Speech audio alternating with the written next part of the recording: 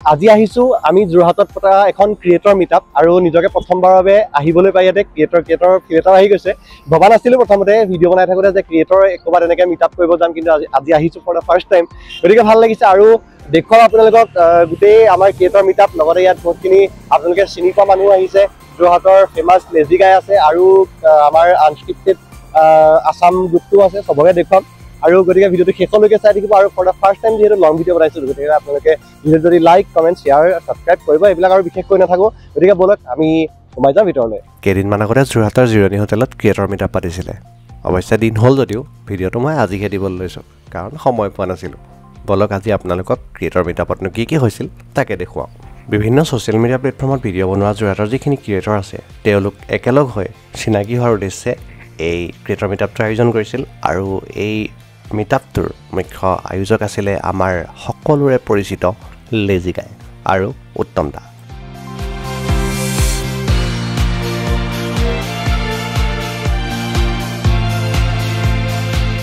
এজন চেলিব্ৰিটি আছে হাই চেলিব্ৰিটি নহয় বোপাই তথাপিও আমাৰ যোৰহাটে মানুহ গোটেইখিনি আজি একেলগ হৈছোঁ একদম ধুনীয়াকৈ কমিউনিটি এটা গঠন কৰিছোঁ যোৰহাটত এইটো প্ৰথমবাৰ হৈছে ইমান ডাঙৰকৈ বেলেগ জেগাত হৈ থাকে কিন্তু যোৰহাটত এইবাৰ প্ৰথমবাৰ সকলোৱে মিলি এতিয়া এনজয় কৰিম আৰু কি কৰিব পাৰি আগবাঢ়ি পাব পাৰি মুঠতে ফূৰ্তি হ'ব মুঠতে এতিয়া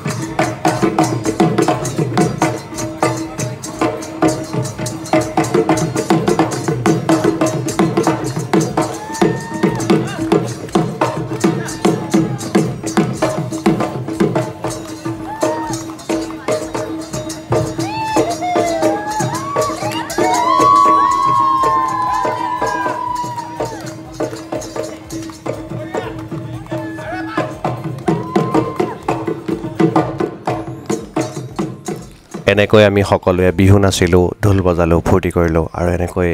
সেই ক্ৰিয়েটৰ মিটআপটোৰ অন্ত পৰিল যদি আপোনালোকে ভিডিঅ'টো চাই ভাল পালে তেনেহ'লে লাইক কমেণ্ট শ্বেয়াৰ আৰু ছাবস্ক্ৰাইব কৰিবলৈ নাপাহৰিব থেংক ইউ